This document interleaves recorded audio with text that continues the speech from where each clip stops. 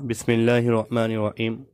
15ویں شب کے متعلق جو آڈیو ڈالی تھی اس کے بعد ساتھیوں کا اصرار ہوا کہ 15ویں شب میں قبرستان جانا اور 15 شعبان کے روزے رکھنے کا کیا حکم ہے،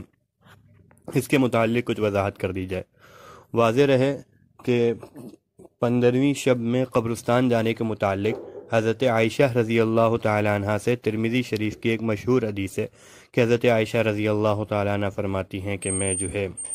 اپنے بستر سے ایک مرتبہ حضور پاک صلی اللہ علیہ وسلم کو گم پایا تو میں حضور کی تلاش میں نکلی تو دیکھا میں نے کہ حضور پاک صلی اللہ علیہ وسلم بقیع میں ہیں۔ پھر اس کے بعد وہی بات کہ حضور پاک صلی اللہ علیہ وسلم نے فرمایا اللہ تعالیٰ اس رات میں آسمان کی دنیا کی طرف متوجہ ہوتے ہیں، نزول فرماتے ہیں، اور بنو کلب کی بکریوں کے بالوں کی تعداد جتنی ہے اس سے زیادہ لوگوں کی اللہ تعالیٰ مغفرت فرماتے ہیں۔ تو اس روایت سے اتنا پتہ چلتا ہے کہ حضور پاک صلی اللہ علیہ وسلم اس رات میں قبرستان گئے۔ اب جب یہ روایت پیش کی جاتی ہے تو بہت سے لوگ اس پر تو یہ کہتے ہیں کہ یہ حدیث ضعیف ہے اور حدیث ضعیف سے استدلال نہیں کیا جا سکتا، اس وجہ سے قبرستان نہیں جایا جائے گا۔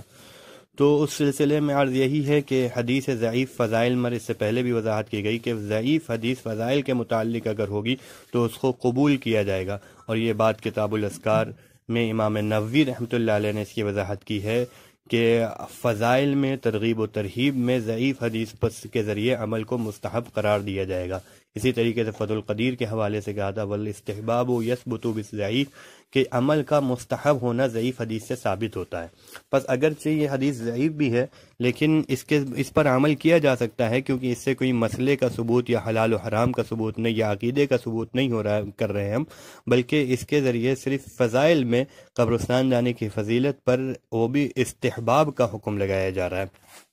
تو اس سے استدلال کیا جا سکتا ہے۔ نیز بعض علماء کہتے ہیں کہ یہ جو حضور وہ مانتے ہیں کہ حضور پاک صلی اللہ علیہ وسلم اس رات میں جنت البقیع گئے، قبرستان میں گئے اور قبرستان والوں کے لیے دعائے مغفرت کی، لیکن وہ یہ کہتے ہیں کہ یہ حضور پاک صلی اللہ علیہ وسلم کے اس رات کی خصوصیت کی وجہ سے نہیں تھا، بلکہ اکثر حضور پاک صلی اللہ علیہ وسلم یہ عمل کیا کرتے تھے۔ چنانچہ وہ یہی کہتے ہیں کہ حضرت عائشہ رضی اللہ تعالی عنہ کی ایک حدیث سے نقل کرتے ہیں کہ حضرت عائشہ رضی اللہ تعالیٰ عنہ فرماتی ہیں کہ رسول اللہ صلی اللہ علیہ وسلم رات کے آخر میں جنت البقیع کی طرف جاتے تھے اور کہتے تھے السلام علیک دار قوم مؤمنین۔ حضور پاک صلی اللہ علیہ وسلم سلام پیش کرتے تھے ان لوگوں کو اور ان سے کہتے تھے کہ تم ہم سے پہلے جا چکے ہو، ہم تم سے بعد آنے والے ہیں، اللہ بقیع والوں کی، بقیع کے قبرستان میں جتنے لوگ دفن ہیں اللہ ان کی مغفرت فرما دے۔ یہ حدیث مسلم کی ہے۔ تو اس سے بعض لوگ یہ استدلال کرتے ہیں کہ حضور پاک صلی اللہ علیہ وسلم کے روزانہ کا عمل ہے، یعنی حضور پاک صلی اللہ علیہ وسلم اکثر جایا کرتے تھے، اس وجہ سے اس رات کی کوئی خصوصیت جانے کی نہیں رہی۔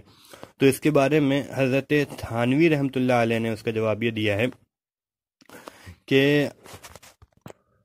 کہ گو یہ خروج مستمر تھا، لیکن آپ کا اس روز کے خروج کو اس علت سے معلل فرمانا ان اللہ ینزل لیلۃ النصف من شعبان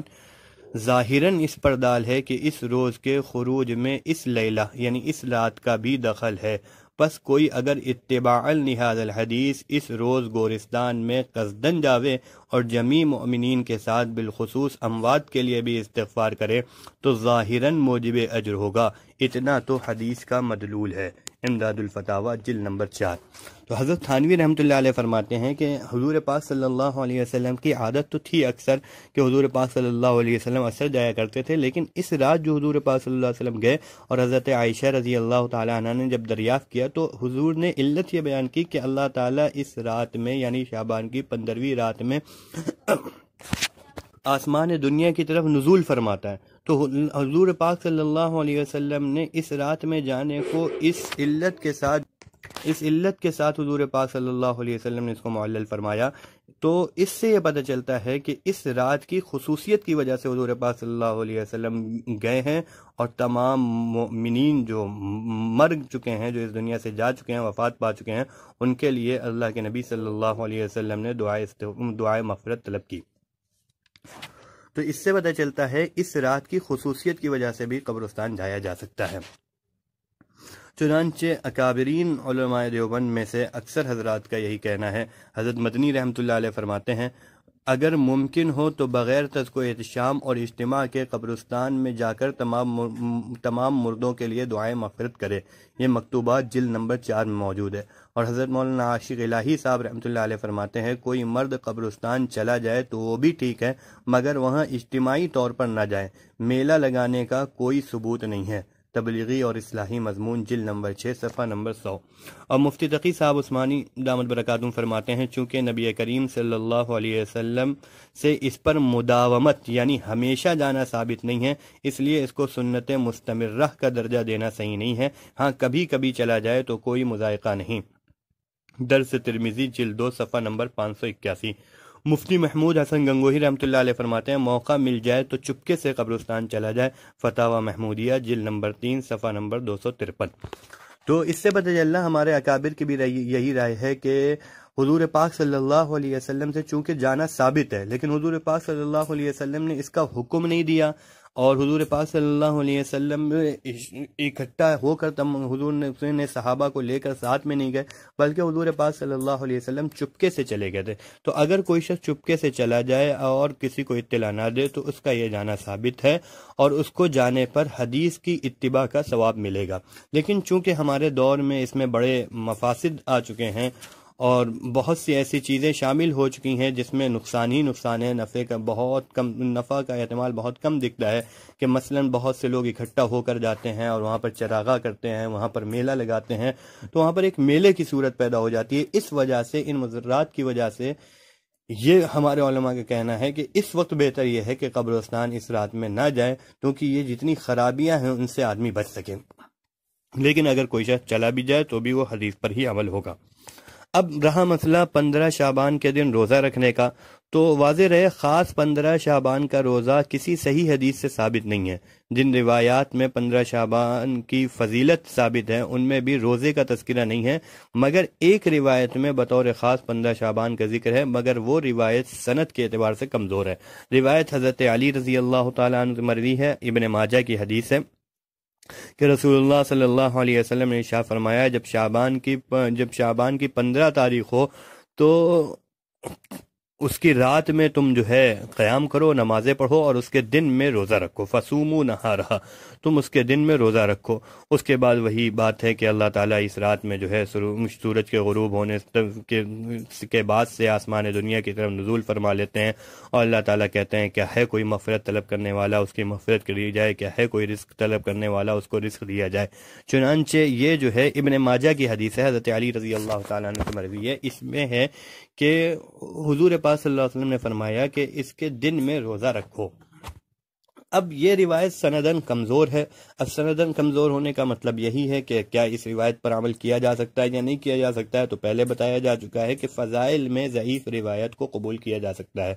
نیز چونکہ پورے شعبان کا روزہ رکھنا، پورے شعبان میں کسی دن بھی روزہ رکھنا، یہ حضور پاک صلی اللہ علیہ وسلم کی صحیح احادیث سے ثابت ہے، تو اگر 15ویں شعبان کو کوئی روزہ رکھتا ہے تو وہ شعبان ہی کا روزہ ہوگا۔ اس دن کو متعین کر کے روزہ رکھنا چاہیے نہیں رکھنا چاہیے، تو بعض لوگ کہتے ہیں کہ یہ جو حدیث ہے یہ شدید درجے کی ضعیف ہے، یعنی بہت سخت ضعیف ہے، اس وجہ سے اس پر عمل نہیں کیا جائے گا، اور بہت سے لوگ کہتے ہیں کہ یہ شدید ضعیف نہیں ہے، صرف ضعیف ہے، اس لیے اس پر بھی اگر کوئی روزہ رکھ لے تو اس کو مستحب روزے کا ثواب ملے گا۔ چنانچہ مولانا شاہ عبد العزیز صاحب دہلوی رحمۃ اللہ علیہ نے یہ بات فتاوی عزیزی میں لکھی ہے، اور صبح شب برات کا روزہ اور شش عید کا روزہ مستحب ہے۔ یہ حضرت مولانا شاہ عبد العزیز محدث دہلوی رحمۃ اللہ علیہ